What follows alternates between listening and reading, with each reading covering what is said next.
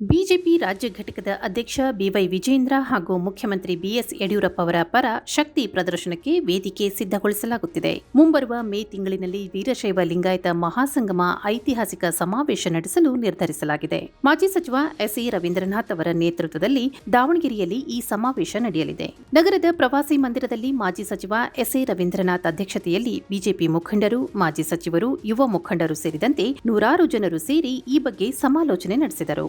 ವೀರಶೈವ ಲಿಂಗಾಯತ ಮಹಾಸಂಗಮ ಐತಿಹಾಸಿಕ ಸಮಾವೇಶ ನಡೆಸುವ ಸಲುವಾಗಿ ಈಗಾಗಲೇ 17 ಜಿಲ್ಲೆಗಳಲ್ಲಿ ಸಭೆ ನಡೆಸಲಾಗಿದೆ. ಮೈಸೂರು, ಚಾಮರಾಜನಗರ, ರಾಮನಗರ, ಬೆಂಗಳೂರು ಗ್ರಾಮಾಂತರ, ಚಿಕ್ಕಬಳ್ಳಾಪುರ, ಕೋಲಾರ, ಹಾಸನ, ದಾವಣಗೆರೆ, ಹಾವೇರಿ, ಚಿಕ್ಕಮಗಳೂರು, ಹೊಸಪೇಟೆ, ಬಳ್ಳಾರಿಯಲ್ಲಿ ಸಭೆ ನಡೆಸಿ ಲಿಂಗಾಯತ ಮುಖಂಡರ ಅಭಿಪ್ರಾಯ ಸಂಗ್ರಹಿಸಲಾಗಿದೆ.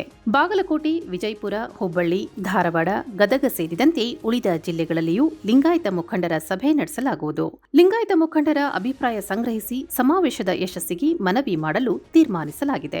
10 ರಿಂದ 11 ಜಿಲ್ಲೆಗಳು ಮಾತ್ರ ಬಾಕಿ ಇದ್ದು ಇಲ್ಲಿಯೂ ಸಭೆ ನಡೆಸಲಾಗುವುದು. ಈಗಾಗಲೇ ನಡೆಸಿರುವ ಸಭೆಗಳಲ್ಲಿ ಸಮಾಜದ ಬಂಧುಗಳು, ಮುಖಂಡರು, ಮಠಾಧೀಶರು, ಲಿಂಗಾಯತ ಸಮುದಾಯದ ಒಳಪಂಗಡದವರು, ನಿವೃತ್ತ ಐಎಎಸ್, ಐಪಿಎಸ್ ಅಧಿಕಾರಿಗಳ ಜೊತೆ ಸಭೆ ನಡೆಸಿ ಮಾತುಕತೆ ನಡೆಸಿದ್ದೇವೆ.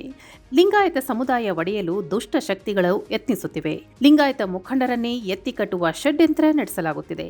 ಲಿಂಗಾಯತ ಸಮುದಾಯದವರೇ ಹೆಚ್ಚು ಮುಖ್ಯಮಂತ್ರಿಗಳಾಗಿದ್ದಾರೆ. SR Bommai, Veerendra Patil, JH Patel, BS Yediyurappa, Jagadish Shettar, Basavaraj Bommai ಈಗಾಗಲೇ ಮುಖ್ಯಮಂತ್ರಿಗಳಾಗಿದ್ದರು. ಸಮಾಜವು ಒಗ್ಗಟ್ಟಿನಿಂದ ಸಾಗಬೇಕಿದೆ.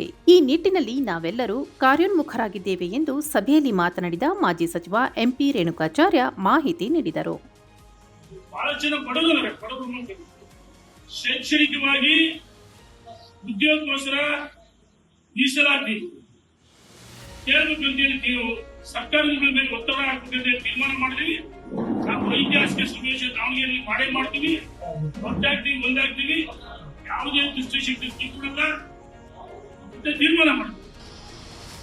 ಇನ್ನೂರಂತೆ ಜಿಲ್ಲೆಯಲ್ಲಿ ಪ್ರವಾಸ ಮಾಡಿ ಬಹಳ ಪ್ರಮುಖವಾಗಿ ಈ ಒಂದು ನಮ್ಮ ಎಲ್ಲ ಜಿಲ್ಲೆಗಳಲ್ಲಿ ಆಗಿರ್ತಕ್ಕಂಥ ತೀರ್ಮಾನಗಳು ಒಳಪಂಗಡಗಳು ಒಂದು ವೇದಿಕೆಯಲ್ಲಿ ಬರಬೇಕು, ಒಂದಾಗಬೇಕು.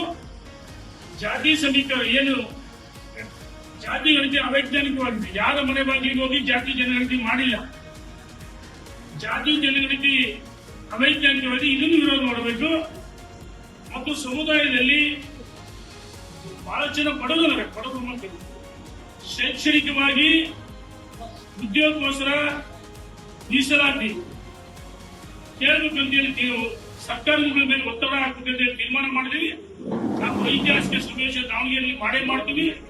ಒಂದಾಗ್ತೀವಿ. ಯಾವುದೇ ದುಷ್ಟಶಕ್ತಿ ಕಿಕ್ಕುಡಲ್ಲ ಅಂತ ತೀರ್ಮಾನ ಮಾಡ್ತೀವಿ.